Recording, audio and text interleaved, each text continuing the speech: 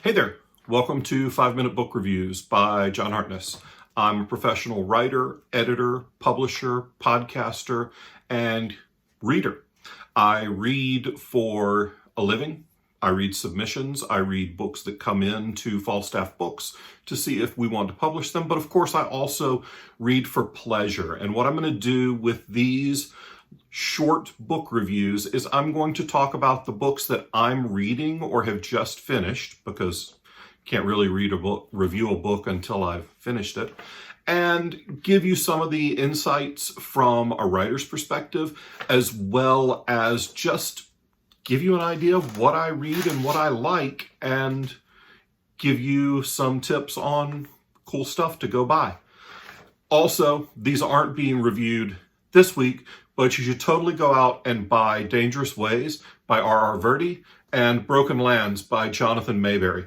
Jonathan Mayberry's Rotten Ruin series is my absolute favorite zombie apocalypse series. It's YA-centered, but it might be a giveaway that I haven't been a YA in a long time. I love these books, so both these guys are great writers, good friends. Go check them out. Today we're going to talk about Clean Sweep by Ilona Andrews. This is not a new book, and most of these probably won't be. This is the first in their Innkeeper series. Ilona Andrews is best known for their Kate Daniels urban fantasy. I have notes. That's why I keep looking down. They're best known for their Kate Daniels urban fantasy series, which is a strong female protagonist, kicking ass, taking names. The Innkeeper series is very, very different. I don't even know what to call it. I don't know if it's got all these urban fantasy concepts. It's got werewolves. It's got vampires. It's got a magical house. It's got a mysterious permanent resident in this magical bed and breakfast. It's got a dog that's not a dog. It's so not a dog. It's a dog the same way the cat in Captain Marvel is a cat. That dog will jack you up, y'all. But I don't know if it's urban fantasy, because wrapped around all of these magical elements, there's a heavy sci-fi backbone. I guess you don't wrap a backbone around things, but you get what I mean. There's so much science fiction and urban fantasy woven together. I don't know, is it urban sci-fi?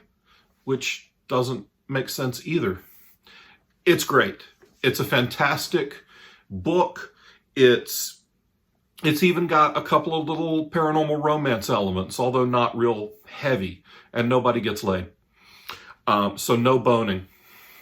Also, no happily ever after, happily for now tropes. So the romance thread is very light for those of you who don't like heavy romance in your books.